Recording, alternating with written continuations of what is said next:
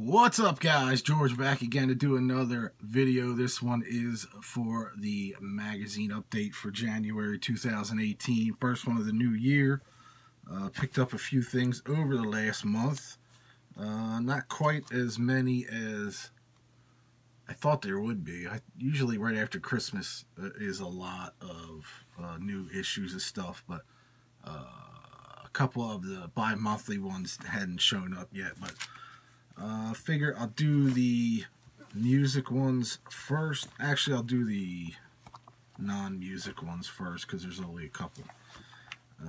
And that is the new issue of Videoscope, which is the George Romero issue and their 25th anniversary issue. I guess is the start of their 25th year.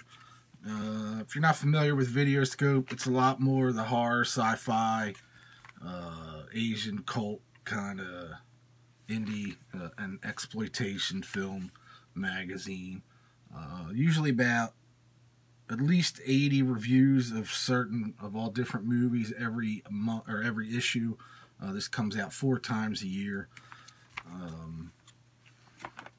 I had a subscription to this, but now Barnes & Noble started carrying it again, and my subscription just ran out, so I'll probably end up just renewing the subscription. But this just came out this week. It's got the cool article on Jaws in here, a lot of independent horror film, a lot of reissue stuff, some cool ads. It's a fantastic magazine. I absolutely love this magazine. Like I said, it's 4 times a year. So this is the winter 2018 issue, but pretty killer issue.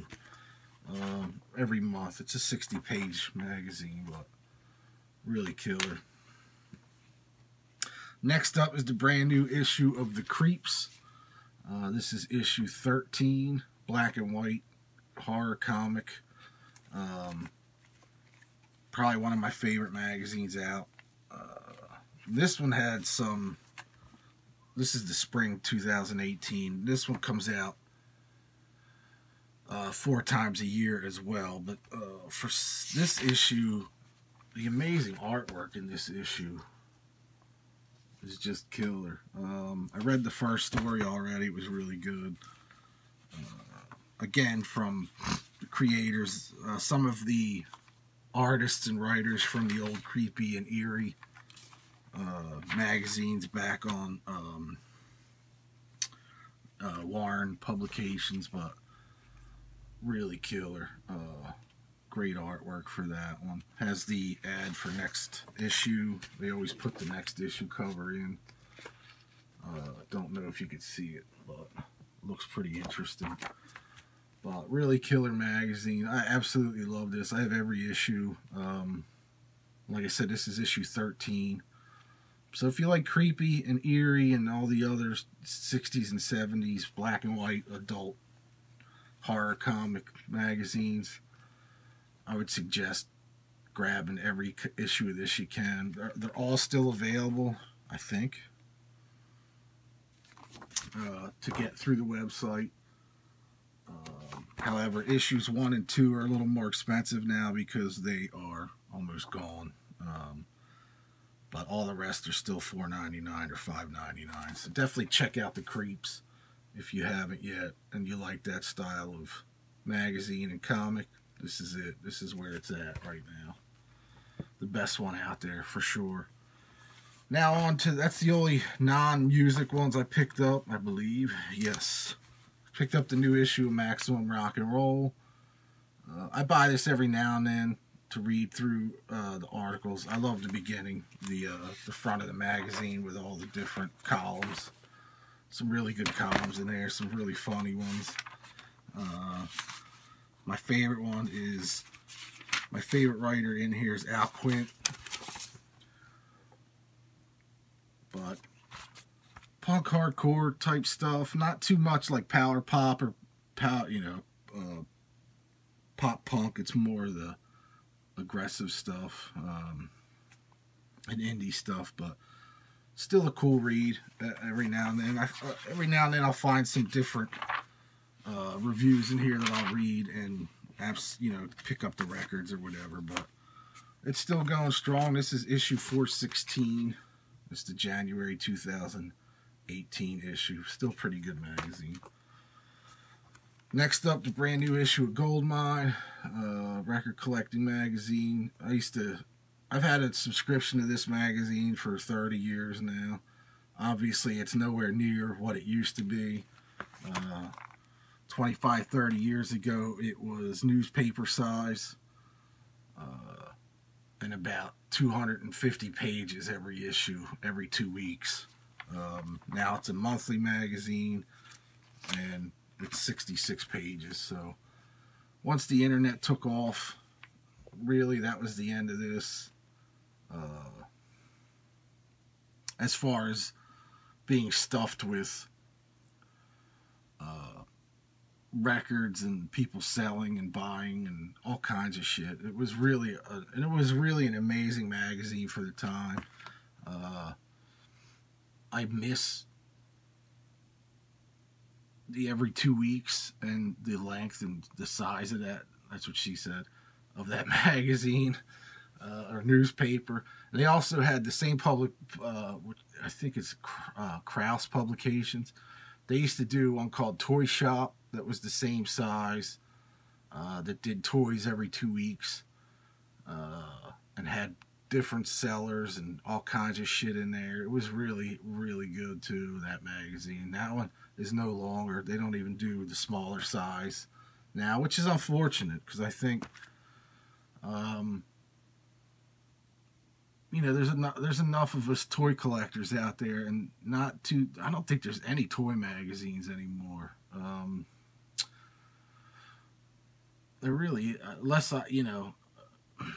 there used to be a really good one, Tomart's action figure magazine. I thought was really good, but they haven't done one of those in years.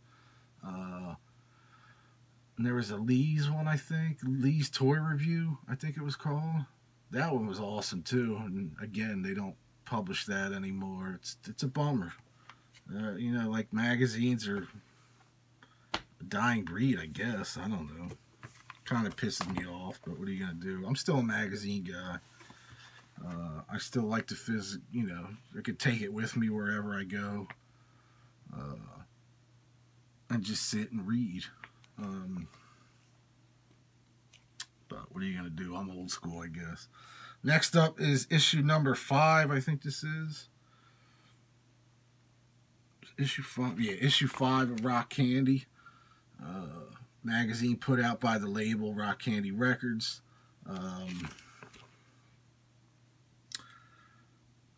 Initially, it was only available through their website. Now, Barnes & Noble started carrying it, and I found out some other bookstores started carrying it. Some that aren't around here. Somebody told me that about a store called Books A Million, or BAM. I don't think I have any of those around me. But there's a beautiful article in here on Randy Rhoads. There's always great pictures in this. There's Ozzy with Bernie Torme, which I think he only did like 4 or 5 shows after Randy's death. Article on an old school Motley Crue article, a new article on Bon Scott, a 100-page book or magazine. Comes out, I want to say this is every 2 months as well. But this is issue 5. I have every issue but issue 3, I think, or issue 2. I just never got that one, but dig this magazine. I really do. It's a really decent magazine for what it is. You're not going to get too much information on new stuff. It's all like they have an article on the Born Again lineup of Black Sabbath in here. Like, you're never going to see that anywhere else. So unless Classic Rock or somebody like that does a feature, but now you can get this at Barnes & Noble, and I guess Books A Million or BAM. Like I said, I don't have any of those around me, so I don't know. But glad to see this in the bookstores now. Next up, the brand new issue of Viva La Rock with Adamantis is issue number 50. And I think I probably have 40 issues of this magazine. I love this magazine. It deals with mostly power pop, glam, 70s glam usually, new wave, stuff like that, and punk. But they do some really cool stuff in here, cool articles in here, excellent reviews in here. I've picked up quite a bit of CDs out of here from reading the reviews, stuff I never heard before, never heard of. Cool Warrior Soul review for the new album. They gave it an 8 out of 10, which I agree with. I thought that was a pretty decent record, a fun record. Just killer reviews, tons of them too. Really cool Adam Ant article in here. He's looking like he should be singing for LA Guns or Bang Tango or somebody. But again, great magazine. This comes out every couple months. Issue 50's in stores now. So I definitely pick this up if you're into power pop or punk, new wave, some goth and some glam. Next up is the latest issue of Classic Rock that's out here. I know there's a newer one overseas out with Malcolm Young on the cover already. That'll probably be in bookstores here in the States next week or the week after, but it's the latest Classic Rock that's out here. The best of 2017. It's a cool tour ad for the Legacy of the Beast tour. Your typical Classic Rock, great reviews in here, decent articles in here, a lot of advertisements. There's always something in here that, there's The World According to Tony Iommi. There's always stuff in here that just floors me, like when bands that you normally don't see in everyday publication. So Classic Rock is monthly. I think it's 12 times a year. Sometimes they do a Christmas issue, so it's 13 times a year, but I don't think they've done one in a while. So 12 times a year, monthly, you get the CD with it. This one is the best of the year. Black Country Communion, Alice Cooper, Bad Marriage, Black Star Riders, Deep Purple, Volcano Dogs, who I love, Heat, Royal Thunder, Bash and Pop, Thunder, The Rumors, Tyler Bryant, The Shakedown, Living Strange, and Neon Animal. I've been trying to get that Neon Animal album for a while. It's kind of hard to get here. So there's the new latest Classic Rock that's in stores right as this video is being uploaded. Next is the new Power Play. Again, another monthly magazine. This has Poison, pretty cool Poison article in it, which you never see anymore. Them interviewing Poison, but interview with Bret Michaels and Bobby Dahl.